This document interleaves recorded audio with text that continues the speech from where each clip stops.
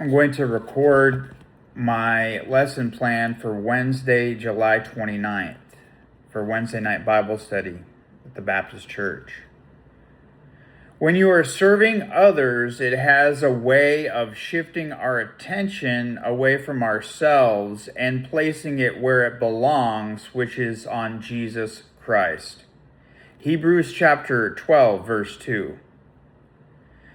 Jesus modeled this truth throughout his earthly ministry.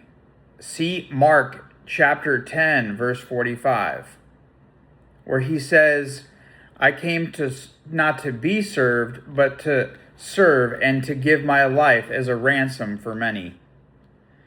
Serving teaches valuable lessons, 3 of them that we'll talk about. 1, it develops humility. See Philippians chapter 2, verse 3. See, humility brings praise, not to ourselves, but to give glory to God. 2, it cultivates love. See Romans 5, 8, and 9. That while Christ died for us while we were still sinners, Christ died for us. The lesson here is to love God and love people and understand Christ's love that he demonstrated for us.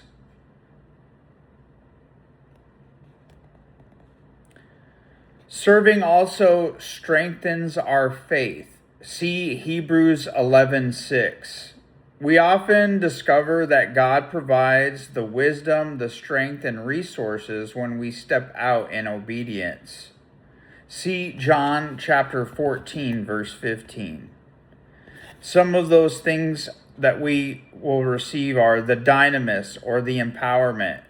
And that's from the Greek word we see in Acts 1:8. Parasia, which is the boldness, and we see that in Acts chapter 4, verse 29. Zelos, or zeal, we see that in Romans chapter 10, verse 2. Serving will stretch us beyond our comfort zones. God is calling us out from the shade of the plant to walk in the sun. See Jonah chapter 4, verses 6 through 11. See, Jonah knew God was a forgiving God, and that he was faithful, and that he always keeps his promises. For the class, your mission is to share the gospel with one person in the next 2 weeks. Now understand that this is not a spiritual conversation or just praying for someone. You're actually going to share the gospel, the death, burial, and resurrection with one unbeliever in the next 2 weeks. 2, you are to come up with one servant evangelism idea to reach unbelievers. One of the key takeaways is to understand that there is no safer, wiser, or more fulfilling place to be than in the center of God's will. In closing, there are 3 keys to the Christian life. 1, it is mission.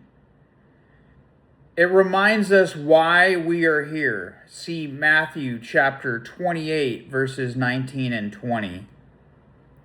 Testimony is the evidence of God's work in our lives. See Revelation chapter 12, verse 11. And service puts faith into action. See Mark 10:45.